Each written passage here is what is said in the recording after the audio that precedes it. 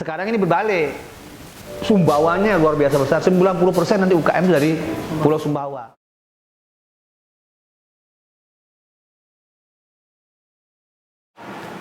Untuk event MXGP, ini event berskala internasional. Saya pikir tidak jauh beda dengan MotoGP kemarin. Nah, seberapa besar peluang yang kita harapkan dari pelaksanaan MXGP, sama juga dengan MotoGP artinya. Jadi untuk UKM khususnya, kita besok ini akan memamerkan atau mengajak berpartisipasi UKM. Yang kita harapkan besok justru bukan hanya sebenarnya dari bagaimana mereka berpromo saat besok itu atau berjualan pada saat besok itu, tapi lebih pada nanti bagaimana setelahnya. Ini adalah salah satu peluang ajang mendunia bagi UKM untuk bisa mengenalkan produk. Pengalaman bagus kemarin MotoGP, saat event ya berjualan, berpromo, laku juga.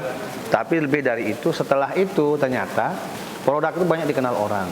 Sehingga setelah event itu dengan UKM banyak dipesan-pesan, bahkan dari pembeli luar negeri. Artinya kita memang ekspor ya, tapi ada skalanya masih agak kecil. Nah, jadi ini yang membuka peluang.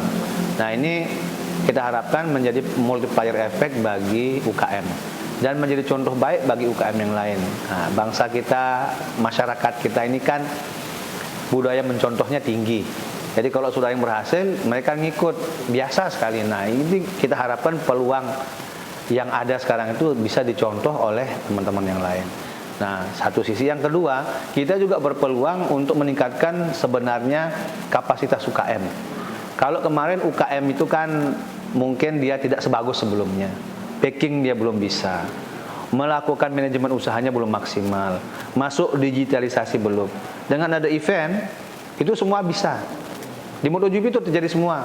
Datang kita dibelikan dari pusat kementerian, dari kita. Ada juga lembaga mitra yang lain. Kita kemudian dari Grab, dari Traveloka, memberikan pelatihan digitalisasi. Mereka masuk di sana. Nah, ini artinya kemudian membangkitkan semangat UKM, meningkatkan kualitas usaha daripada UKM, tidak hanya bagaimana produknya. Kalau produk baik, kita rasa baik, di kita itu sudah banyak. Tapi bagaimana mengemas, itu juga kemarin. Sehingga sekarang sudah tidak asing di NTB ini, UKM kita yang sudah kemasannya luar biasa baik-baik, tidak kalah dengan produk-produk dari luar sekarang. Coba bisa dilihat. Nah, ini ada banyak kemarin itu di event MotoGP ya. Sekarang di MXGP kita berharap juga untuk yang Pulau Sumbawa terutama, karena kemarin dia jauh lebih sedikit dibanding MotoGP. Ya, jauh lebih sedikit. Sekarang ini berbalik. Sumbawanya luar biasa besar. 90% nanti UKM dari Pulau Sumbawa. Khususnya Kabupaten Sumbawa 75%. Nah, jadi peluang-peluang seperti ini yang kita harapkan nanti bisa menjadi pemicu bagi UKM untuk bisa maju, berkembang sesuai yang kita inginkan.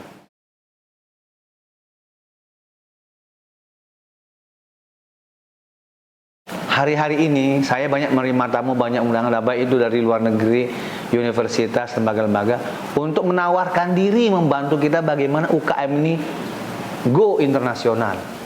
Beruntung kita juga Dinas Koperasi ada kerjasama dengan lembaga PBB, dengan UNIDO, United Nations Industrial Organization Development, yang punya target setiap tahun 10-20 UKM untuk bisa go internasional, bisa ekspor artinya. Nah, ini peluang-peluang, dan ini terjadi adalah memang karena ada event. Orang melirik kita ini memang karena ada kejadian, ada peristiwa. Di MXGP ini hanya berbagi aja sekarang. Kita geser ke timur supaya Pulau Sumbawa ini tidak ketinggalan dengan Lombok. Jadi harapan kita besok dengan MXGP ini, nanti apa yang terjadi kemarin di MotoGP itu menular di Pulau Sumbawa ya, dengan UKM kita yang di sana. Dengan jumlah yang sama sebenarnya. Kemarin di dalam sirkuit ada 392 UKM di MotoGP. Sekarang ini 400 UKM kita yang masuk. 90% dari Pulau Sumbawa. Khususnya lagi kalau Kabupaten Sumbawa 75%. 15%-nya itu berasal dari kabupaten lainnya, Dompo, Bima, Kabupaten Bima, dan KSB. 15% itu. 75% Sumbawa. Dari Pulau Lombok ini 10% aja. Sedikit.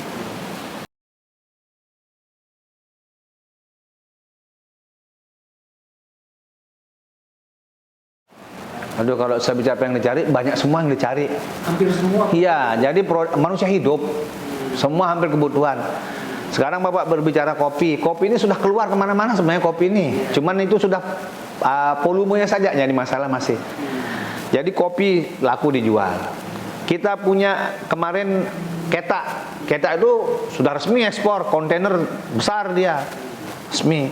Kita punya juga di sini kerajinan-kerajinan kayak tenun sudah laku juga. Karena kalau kita bandingkan dengan produk-produk kemarin Bidang Unido yang dari kalau tidak salah Uzbekistan, setelah kita lihat jauh lebih baik kualitas kita. Cuman sekarang kita ini belum dikenal saja. Nah, ini peluang semua bagi kita. Nah, jadi bagaimana peluang ke depan dengan event-event seperti ini akan kelihatan karena sekali lagi orang datang kemudian dikenal. Kemudian juga walaupun dia tidak datang, begitu dia siarkan event itu dengan berbagai macam ikutan kegiatannya, itu sudah promo, bukan tidak langsung lagi. Promo yang langsung dan gratis bagi UKM. Sehingga alhamdulillah kita dikenal dan permintaan dari berbagai macam jenis hasil UKM itu menjadi lebih banyak. Seperti itu kurang lebih. Artinya ini kan event nantinya akan jadi rutin, Pak. Ya. Ada gambaran nggak kira-kira akan di tahun depan itu akan makin bagus lagi kayak kita? Tentu kalau kita ingin maju kan ada namanya peningkatan. Apa yang kita raih kemarin adalah proses pembelajaran awal sekali. Banyak masalah yang kita hadapi ya, itu awal memang biasa. Populer Pak Gup mengatakan kalau kita tidak berani sekarang kapan lagi. Langkah yang panjang itu selalu saja dimulai langkah pertama. Langkah pertama itu agak susah karena kita belum tahu bagaimana. Tetapi sekarang kita sudah melangkah, sudah kita tinggal kita menapaki saja jalan. Jadi saya pikir apa yang sudah kita awali dengan pembelajaran kemarin, ke depan itu akan kita lakukan perbaikan-perbaikan. Apa yang kurang kemarin akan kita perbaiki. UKM kita yang kemarin ada keluhan apa kita majukan. Di samping kan kita sendiri punya target-target itu untuk bisa ada target digitalisasi, bagaimana UKM bisa maju, ya naik kelas istilahnya dan seterusnya. Jadi juga banyak yang harus kita kejar. Di samping target kinerja, ada juga target kita untuk perluasan pasar UKM ini sendiri. Banyak keinginan kita sehingga UKM ini bisa menjadi lebih maju.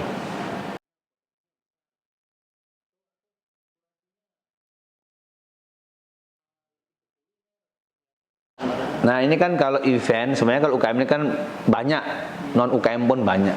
Tapi dengan event ini kan tergantung jenis event sebenarnya ya.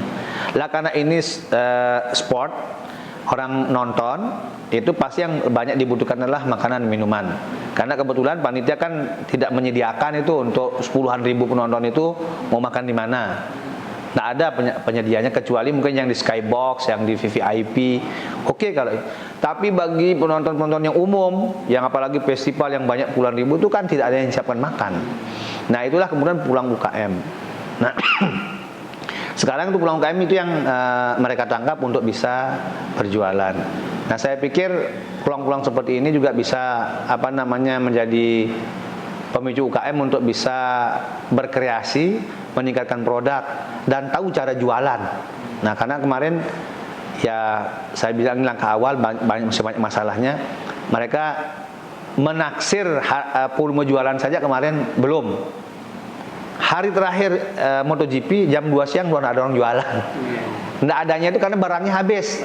Nah, ini kan artinya ke depan mereka memperbaiki itu supaya bisa jualan sampai malam. Kan acara itu sampai malam masih ada musik, masih ada. Saya sendiri mau belanja kemana nggak ada. Nggak dapat makan siang, makan malam nggak dapat. Nah, ini peluang tantangan yang harus kita tangkap ke depan supaya UKM ini bisa berkembang.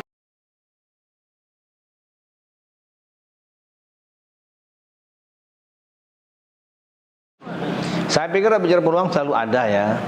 Dan kalau masalah siapa yang akan dapat, ini kan masalah bisnis, masalah kontrak, dan ada EO-nya. Nah, kita kan tidak bisa mendikte orang bisnis begitu saja, termasuk penyelenggaraan event kemarin. Tergantung dari mana. Nah, memang kemarin sempat kita dengar itu dari luar. Harapan kita kan sudah disuarakan oleh banyak pihak supaya memang itu nanti dikeluar dari dalam. Kalau keluar dari dalam, produk apapun namanya itu akan kembali ke UKM. Bapak percaya apa tidak? Pasti akan kembali ke UKM. Nanti si penyedia ini akan mencari siapa yang bisa buat. Pasti itu terjadi. Pengusaha besar yang jual kue, jajanan semua di tempat-tempat kita ini boleh dicek. Itu dari mana? Semuanya dari UKM. Dari toko-toko besar, toko jajan itu dicek. Dari UKM semua barangnya. Nggak mampu dia menyediakan sekian banyak jenis. Harapan kita seperti itu juga di event ini. Jadi nanti kalau memang bisa orang lokal yang kelola, kalau yang di awal nggak usah dipermasalahkan. Ini kita masih belajar semua. Nah, nanti kalau memang ada peluang bisa olahraga, saya yakin nanti keterlibatan dari UKM itu ada. Jadi kalau menaikkan peluang, ini peluangnya besar. Dan kita punya 10 tahun MotoGP, 4 tahun untuk MXGP.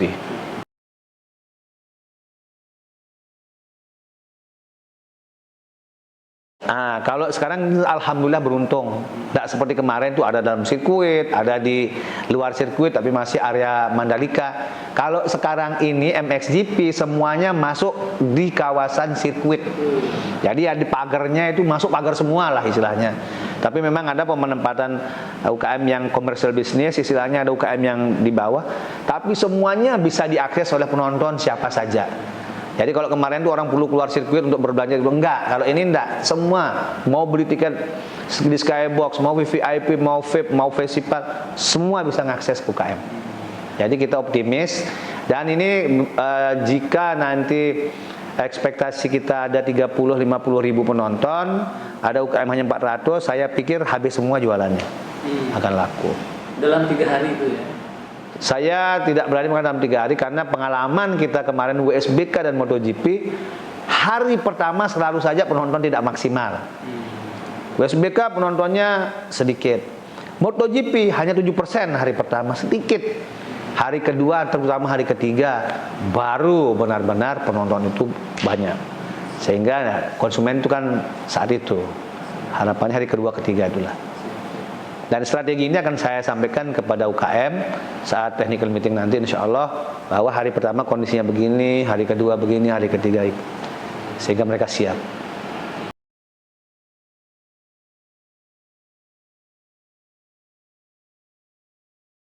Nah, kalau produk Sumbawa ini sebenarnya sama dengan MotoGP, sekali lagi kan kita selalu saya berkaca di MotoGP dengan, karena event ini tidak jauh beda ya, hanya beda motornya saja. Ini yang satunya motor balap cepat, yang ini trail, itu aja bedanya. Tapi bagaimana mengemas segala macam, bagaimana manage-nya itu tidak jauh beda. Nah, jadi kalau tanya berapa persen, tetap saja nanti dari Sumbawa itu akan muncul kuliner lebih banyak. 80% besok itu kuliner, sama dengan kemarin. Jadi 80% itu kuliner, macam apa ragamnya. Kita memang mengutamakan produk lokal Sumbawa. Jadi kalau di sana sebutan untuk makan tuh ada singgang, ada sepat, tidak ada masalah.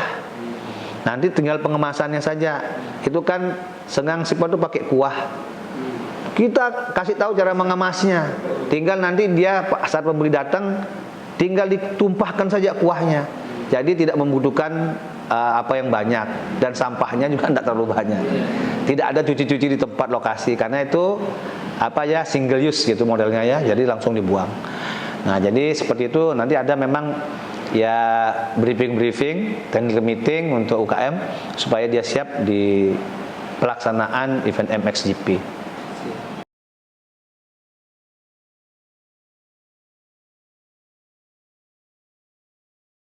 Nah, kalau jumlahnya besok insya Allah di dalam sirkuit itu ada 400 yang di dalam UKM. Jumlah tendanya ada 200. Jadi satu tenda itu kita akan isi dengan 2 UKM. Jadi 400 jumlahnya. Tadi volumenya, jenisnya sudah saya sampaikan. Tapi di samping itu kita juga nanti ada di luar sirkuit. Tapi luar itu bukan luar jauh dari sana, artinya puluhan meter. Ya, ada di Ai Lemak namanya, ada 20 km, juga ada di Taman Mangga 20 km. Jadi yang tercatat sampai hari ini 440 km. Ya, tapi dalam sirkuit kalau kita fokus dalam sirkuit 400. Ya, 75% dari Kabupaten Sumbawa, 15%-nya itu di luar Kabupaten Sumbawa tapi dalam Pulau Sumbawa, Dompu, Bima, Kota Bima dan KSP, 10%-nya dari Pulau Lombok. Seperti itu kurang lebih. Kalau yang UKM kita ini didukung sponsor, tidak pakai APBD seperti kata Pak Gubernur, tidak. Didukung sponsor, harganya 2,5 juta, sama pajak semua. Semuanya kalau harga jualnya hanya 2 juta, lebih sedikit, 2,50 juta. Tapi ya sama pajak dan seterusnya itu kita sekitar 2,4 sekian. Saya bulatkan 2,5. Tapi sekali lagi kita tidak pakai APBD ya. Ini murni dukungan sponsor.